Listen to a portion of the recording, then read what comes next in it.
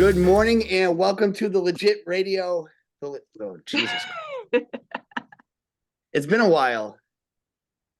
Good morning and welcome to the Legit Radio Podcast. I am TJ Chofi. I'm here with Holly Rigoli. Holly, good morning.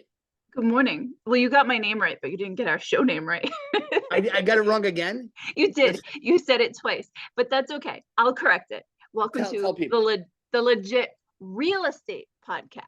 What did I call it? Podcast. Oh, I said it's a radio podcast, but not on the radio. No. You know, so for what you guys may or may not know, or you think I don't change my clothes, when we do this, often we'll just bang out a couple of shows when we have a couple topics lined up. We'll do 2 or 3 at the same time. So I do change, but when we go like a week without talking to each other, which is rare at this point, then everything's a mess. Wait till I try and give the contact information later. I'm gonna have you guys all over. I'll just do the contact information. How about that? Good morning. What's going on? What's going on in your world? So much fun stuff. I don't know. Weather is nice. Yeah, the weather's really nice. I just want to go outside and do everything except for what I'm supposed to be doing. Right? Yeah, no, I want to garden. Yesterday. Did you go outside yesterday? So yesterday was the eclipse. Did you go outside yesterday and stare at the sun? I did with our BSA girls troop. We met at the library, the Hope Library, and there was actually quite a bit of people there. And it was cool. I bought glasses. We made boxes to watch the eclipse, but I was doubting my skills on being a leader and teaching them how to do it the right way. So I bought glasses as well, and the library gave them out and stuff. And it was a cool experience. How about you? I did for about when I say 1 second, only because I just felt like I had to do it because it was like what was happening. It dominated the news. I walked upstairs. So my office is downstairs. I walked upstairs. It was darkish. I looked at the sun, no glasses involved. I didn't see. I kind of figured that was going to be the case. Yeah. I just looked at it. I'm like, I don't see anything. So it's whatever. And then I had, the guys were doing the spring cleanup yesterday. So one of them had the glasses. So he said, here, he handed me the glasses. I looked with the glasses, you could actually see what you're supposed to be looking at. Yes. But I have you know that I am not, I see perfectly fine. I am not blind from looking at the sun for 1 second. I think it's okay. That's good. I don't understand what all the hubbub was about, but whatever it takes to get people's minds, like that was like a moment of unity. So that was great. Everyone's staring at the sun at the same time. Yep. I'm not sad about it. I will tell you this though, it's like 65 degrees today, and it feels like the spring market is here. Mm-hmm. It does, and that's kind of exciting. I did an open house last weekend. We had 68 people sign into the open house. That's insane. That is insane. The last open house I did had 2 people, and it was in February. Yeah, so February's cold. Mm-hmm. 2 people's not a lot. I'll tell you, when I first got into business, my best practice would be I would take books with me to the open house, because you would sit there, 2 hours, maybe 1 person or 2 would come, and I would use that time for like professional development. That's a good idea. It's better than sitting there thumbing through Facebook. Like, you can only do that for so long. So it was like, no, if I'm going to be here for 2 hours, I'm going to be here and I'm going to try and learn something. But right now, the last one I did, we had about 50 people, and this one here we had 68 people. So I'm curious to ask you, when you're at an open house, when you're with a buyer and there's 1 million people, what's your strategy to make sure that your client's looking at the property, because it turns into chaos, right? So you don't want them to make an offer and then get buyer's remorse on Tuesday when it gets accepted, right? Because you want them to see the property and remember the property. What kind of strategies do you use in that situation when it's just a madhouse? I still pretty much go through like I would normally go through a house. I keep my eyes out, because especially if it's a first-time home buyer, they're not going to know what to look for. If they're not going to know, hey, like, look, there's mold in that spot, or do you notice that smell, or do you notice the crack over there? Don't worry about this crack, but this is the kind of crack you want to worry about in a foundation. And I'll point things out to them. When it's a madhouse, it's annoying, when you're with a buyer. It is. But I try to point things out to them that they may notice, and then also pull them aside and say, okay, we went through here. Any questions? Do you want to ask any questions? We can go back and ask the realtor. It doesn't stress me out too much. They get a little overwhelmed because they're more worried about the, oh my God, there's so many people. There's going to be so many offers. It's not even going to be worth it. You know, it's crazy. Out of those 68 people that came to my open house last weekend, I got one offer. I'm So, hearing a lot of that. so I wonder if people are not making offers because they feel like their offer won't be strong enough. Mhm. In other words, well, the house was on for 325. Um, I bet this is going to go for 370, and I don't want to do it. Instead of just saying the house is worth 325, I think a fair offer is whatever that number is, and just putting in your offer. Yeah, They're like, you know what? I bet, or their realtor who sees all the cars starts discouraging them by the time they walk in the door. Like, oh, look at all these people. This is definitely going for 4. Like, you don't know what's going to happen. You that don't could know be what's it.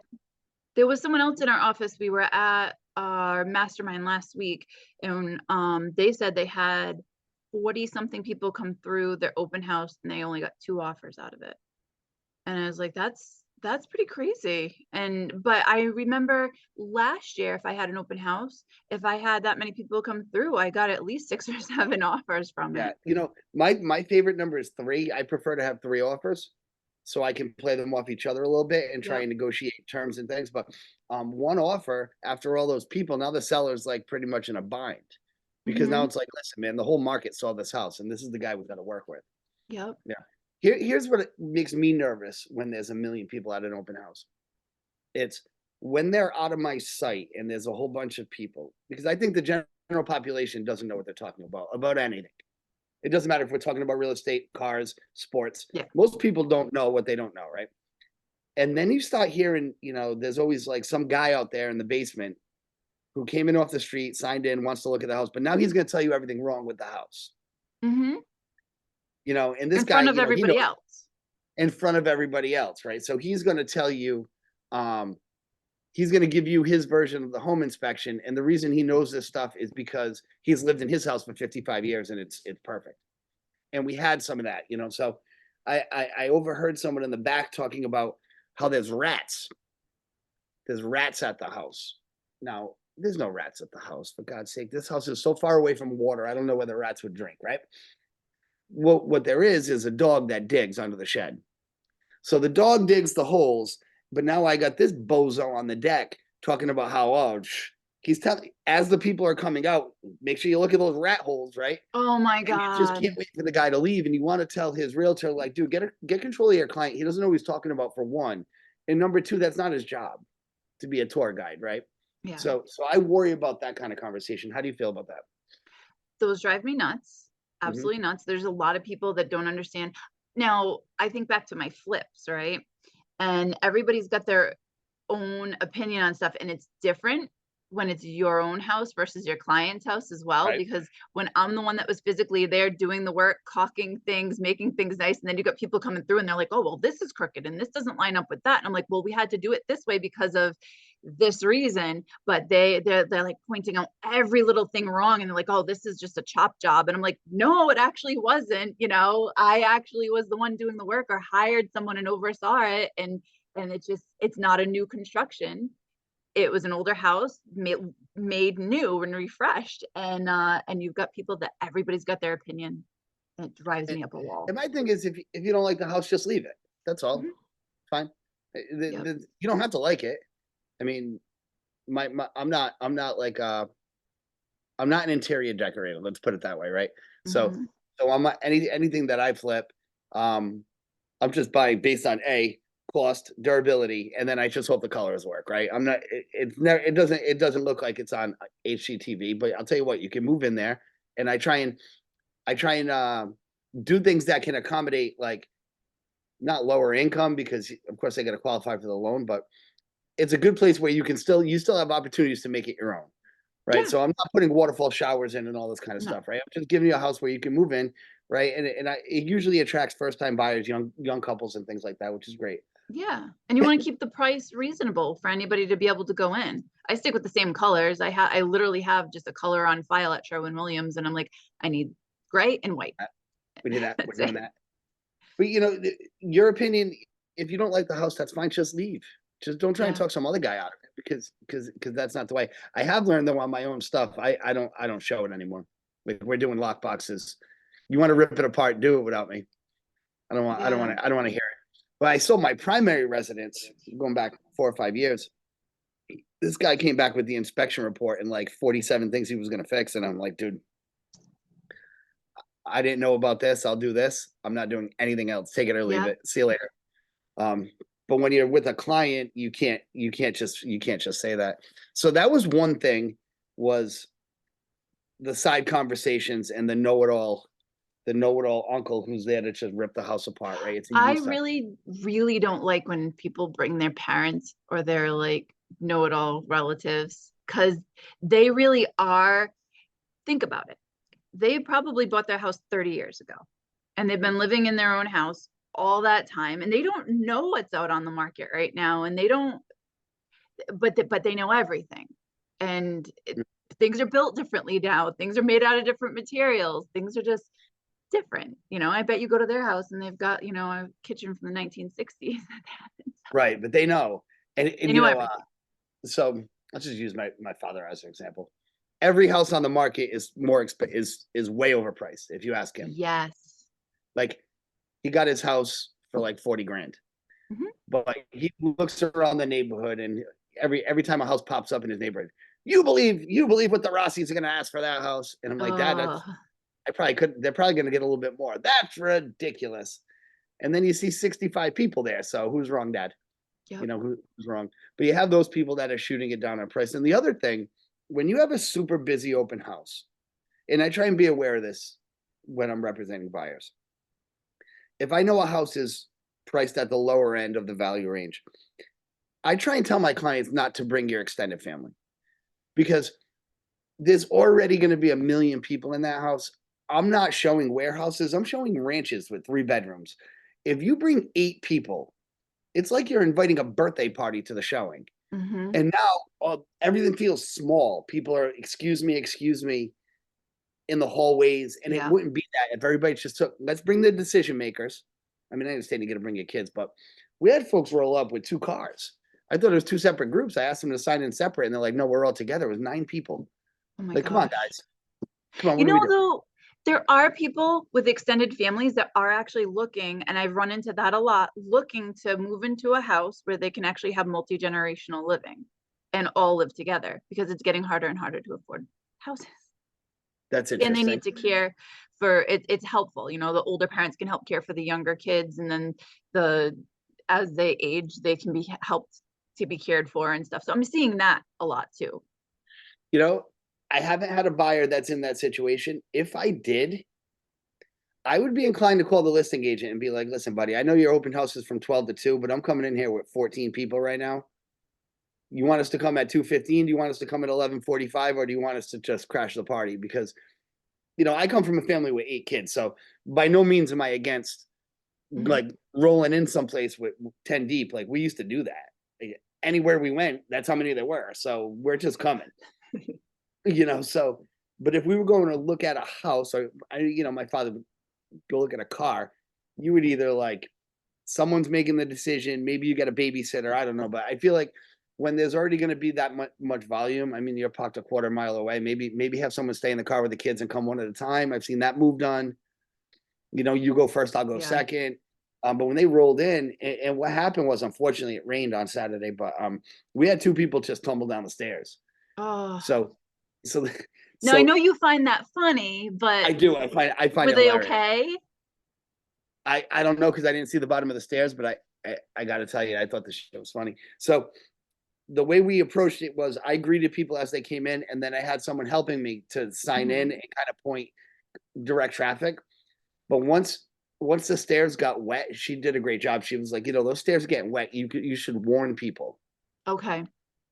So as they That's came good. in, hey, listen, welcome. My name's TJ from HomeSmart. I'll see you on the way out. If you have any questions, go sign in with Jen. Just want you to know the stairs going to the basement. they're getting wet and they're slippery when they're wet. There is a hand railing. Make sure you use it. Take your time. That is awesome, because I was like, I was going to ask you, the next thing was, how do you deal with that potential liability? Yeah, so I worried the first time I heard. "Duk, duk, duk, duk, duk." I'm like, oh, because I don't know what happened. I really don't know. Like, what happened? They're gonna come after my seller and say we broke your ankle. Like, your insurance has to cover it. Hmm. So I was given a disclaimer. That's the best I could do.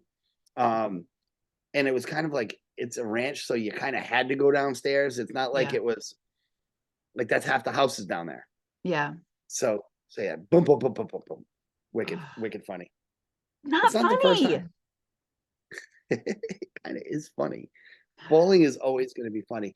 So yeah, so again, with this market and all these people in the open houses, do you show the house in a different order than you normally would, or based on where the people are, or do you just do your thing normally? It depends on the setup of the house, because, and it depends on a few things. If the house is vacant to begin with and it's like an empty house and I don't have to worry about possessions and all that kind of stuff, it's, and in the layout, right? I try to make it so that the layout works well. Like, I had a very odd house when I did an open house. It was like where you come in through the basement, which is an extra living space, and it had like a bedroom, a living area, and a bathroom. But then you have to go upstairs to the kitchen.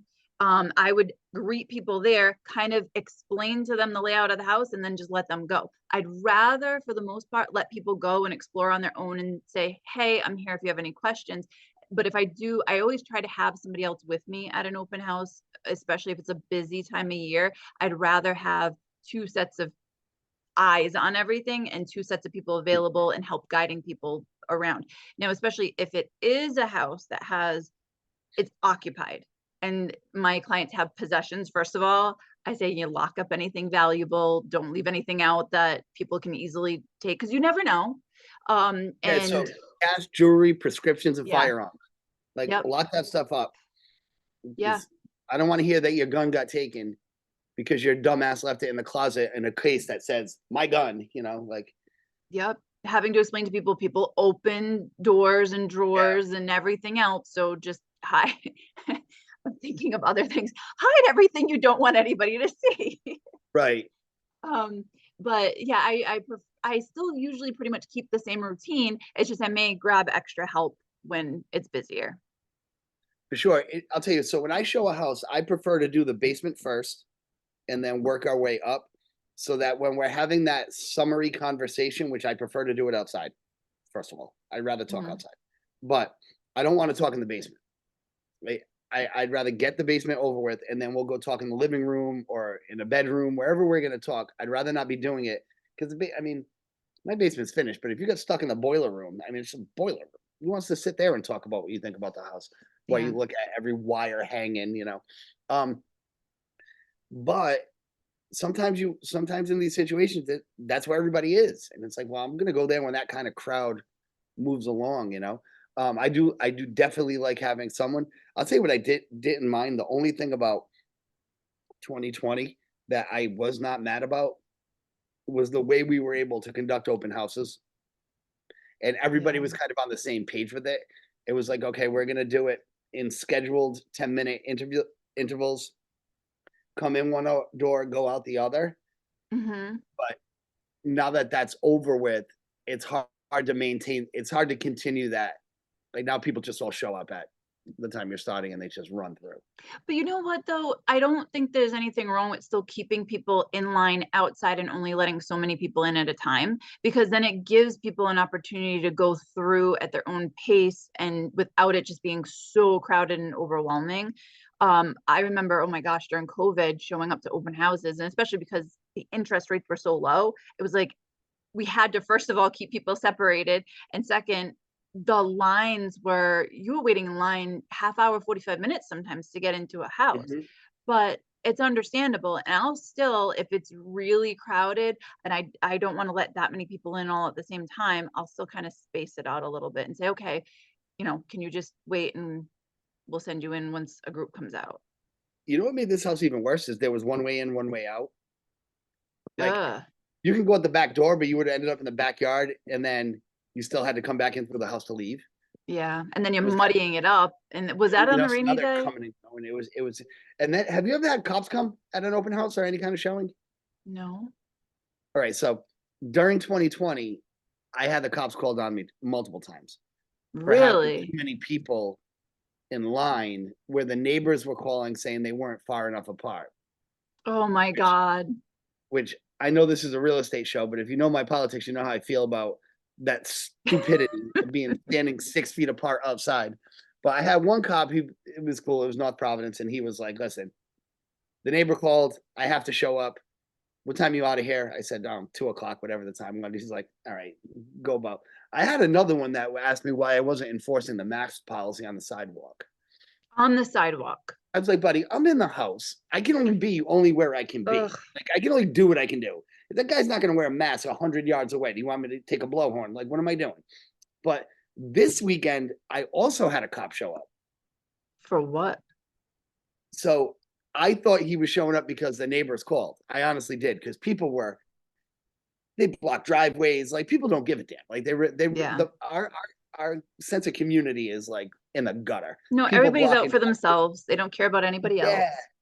And it's like the road's kind of narrow, right? It's kind of a narrow road. It's a dead end street, so you got to make like an 8-point turn to turn around. Anyway, cop shows up, and I'm like, "Are you here for me?" He's actually there to look at the house, Oh, but it was really? awesome. Yeah. So once he walked in the house, everybody got quiet. So now we're having some fun with it. I'm like, "Oh, sure." Now that this guy walks in, we can hear a pin drop, right? So everybody starts laughing because when he walked in, everybody went shh. But he was really cool about it. The neighbors were fine. But that's the police showing up is a little different. During that 2020 was a disaster. Yeah, no, but that is interesting. Well, at least he was looking at the house though. That's, oh, look, I'm just driving by. I'm on duty. I'm gonna go take a look. You Want to know, see what all the commotion's about. yeah. Neighbors. I've had some situations where neighbors come outside. I don't know if you deal with this as much in your part of the state because you have space. But here, like neighbors get angry at open houses sometimes. What's all this Yeah, traffic? Like, we're here for 2 hours, buddy. yeah. No, I don't have it so much here because we are spaced out. Like, I mean, I can't see any neighbors from here. I can see a couple of driveways. I can now see the house that was just built on the side of me, but I can't, like, there's still plenty of room. We're quite spaced out, but it's tight when we're in little communities and there's no parking. You got all those people show up. I still will try to sometimes space out, and I'll say, listen, I'm going to do showings between this time and this time, but please make reservations to come, and I'll try to space it out, and that makes it a little bit easier rather than it be a straight up open house. I'll try to do it as a group showing and try to schedule them in 15-minute blocks. I think some sellers get excited about how many people they can get during the open house. I feel like that's a statistic they worry about because on this one particularly, guy wanted it listed on Monday. And no, that's 5 days of people calling me on the house, and he didn't want to let anybody in until Saturday. And I feel like sometimes you're better off accommodating the showings leading up to the open house just to alleviate some of that traffic, Hmm. especially if you have neighbors who are going to bitch and moan, which they love to do. Yeah. Yeah. No, it's crazy. So do you have any fun open house stories of any crazy things that have ever happened during an open house? Besides people tumbling down the stairs, Yeah. we don't we're not gonna count that. Well, yeah, well, I remember you had mentioned before, you had tried to cancel an open house or do one earlier and the people still showed up. It was like your sister's house, which Oh, the dude walked right in. Dude walked right in the door. And that's crazy.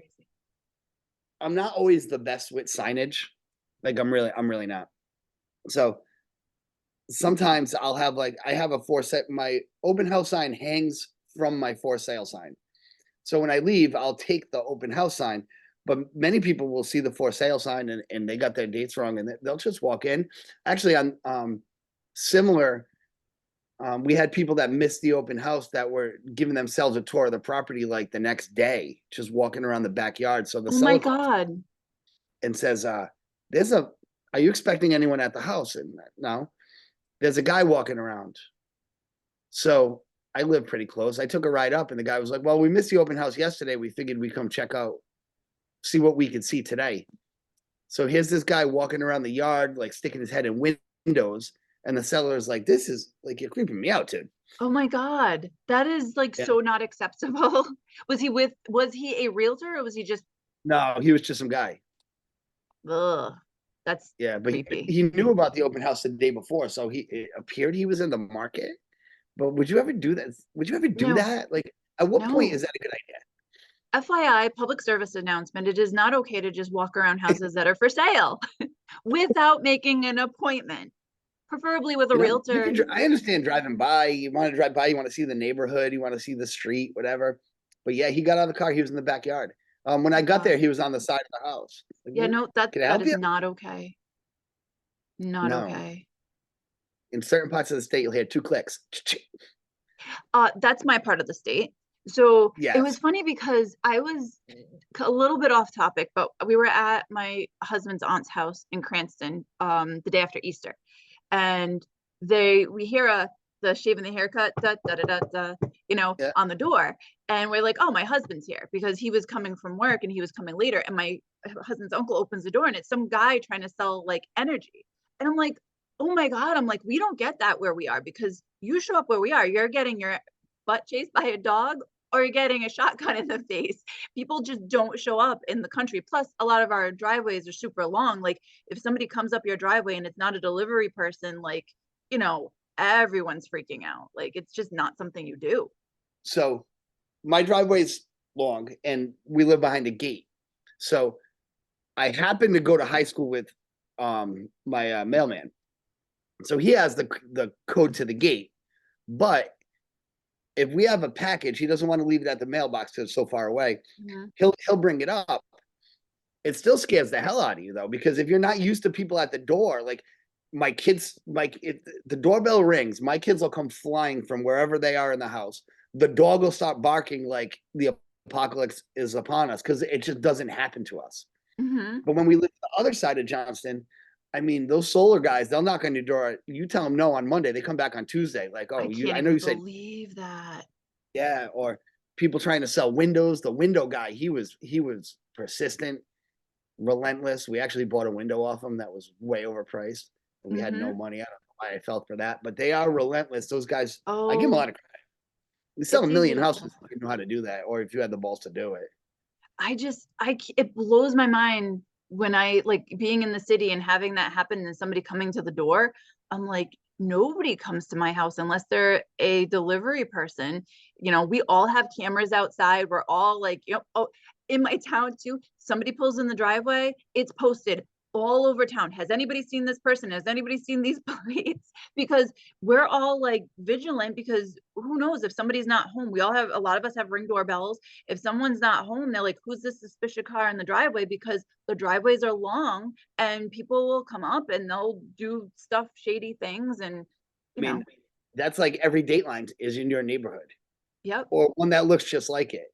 Yeah. No, you can't, sneeze without somebody posting something around here. So over here, if you're walking, that goes into the Facebook group. Now I'm not in the Facebook group. My wife is in the Facebook group. We're looking for lost dogs. Yeah. I mean, there's a lot of stuff about that. But if you're wandering the neighborhood and they don't recognize you, like we know the certain people that kind of walk their dog every day. Like Yep. I'm not saying it, but some guy, I mean, there was a guy, he was wandering around my property. Hmm. This is last summer. The landscaper calls me. Thank God the landscaper was here. It's like, are you expecting company? There's some drunk guy walking around your property. So we got home pretty quick and the guy was still like milling around the street. So I asked him, can I help you? He's like, no, but I wanted to see what's going on behind that gate for a long time. Oh my God. So I figured I would check it out. It's a nice day. I'm like, dude, My that's a God. yard. My kids play there. Like, let's not do that. That's creepy. Wicked creepy. That's creepy. No, I listen. Uh, my favorite podcast, one of my inspirations to actually start a podcast, because like we gotta have fun and chat and talk about stuff, but it's all like true crime. And I'm like, Yep. after listening to that, I'm like, you're slowing down in front of my house. What's going on over there? I'm so much more cautious. I make sure every door is locked, including the door from my basement. Just in case somebody gets into the basement. But you should do not wander around people's property that you don't belong on. That's Like, in consumers are getting bolder and bolder, even Mhm. with even within like during showings. I feel like people are more bold about, I mean, you open the fridge, I guess you open the fridge. I don't know. There's certain things that people do that I'm like, really, that's somebody else's house. Like we Yeah. get the, you shouldn't really be opening drawers. You're not keeping the bureau. No, You know, exactly. you shouldn't be opening the medicine cabinet. I mean, I guess there could be a defect in the medicine cabinet. Save that to, are you buying the house based on the medicine cabinet? Right. No. So why do you need to open it? Right. When you're walking through a house and the first time you're walking through the house, it's what do you like? What don't you like? You don't need to be inspecting every drawer, every cabinet, every nook and cranny of the house. If you decide you want to Sure. put an offer on it and you get accepted, then we do use the inspections for that. But you still don't need to I open remember drawers during an the inspection. guy and his wife, they moved the couch, but they didn't ask me, and it kind of bothered me that they didn't ask me because the reason they wanted to move the couch was to see if there was a heating vent behind the couch. And that kind of would be, I would probably say yes. Like that's, yeah, if you want to see if there's I don't know if I would move, I would never touch someone's bed. That's just me. But I can see why you would want to see if there's a plug behind the bed, right? Hmm. Because like now my phone charger is behind the bed so that the phone charges overnight, whatever, right? Hmm. But I just I heard the sound of moving furniture and I go in and the guy and his wife are at one end of the couch. Let's I'm like, just yeah, scratch the floors while we're at it and check out yeah, let's do that. that. People are That's bold. crazy. They People really are are good. bold. They are wicked bold. And with that, I think we're about running out of time here. So do you want me to do, where everybody can find everything? Because, You have to, because I don't even know the name of this podcast. so it is again, the legit real estate podcast. If you like, TJ forgot his disclaimer in the beginning, but we are not a typical, here's how the market's going, here's all this stuff. We like to share kind of fun, interesting, crazy stories and just kind of chat about real estate. And you can send your stories if you want to share your stories. We'd love to read them. You can send them to the legit real estate podcast at gmail.com. I have tried to put this on every platform that shows that does podcasts. We are on YouTube. You can like, subscribe, all that stuff, so you can see our stuff coming up. We are on Spotify. We are on Amazon Music. We are on Apple Pod, whatever it's called. You know what's funny? People are listening to the podcast because I got a call today, not today, Really? about when we talked about Simon the Parrot last week. Really? Yes, and I was so happy. Like I That's was so happy. awesome. I'm so happy you listened, and I'm so happy you called me about Simon the Parrot. Oh, I I love did not that. try and sell the girl Simon the Parrot. She actually said, "Good luck with your effing parrot," I believe was her. Uh, I love that. I hope people keep listening and just to keep up on things. If you hit that like, follow, subscribe, all that stuff, it'll pop up. It pops up on my phone when a new episode comes out. I get the notices. So go ahead and do that for us and have a wonderful day. Holly, thank you. You too. Have a good one. Bye.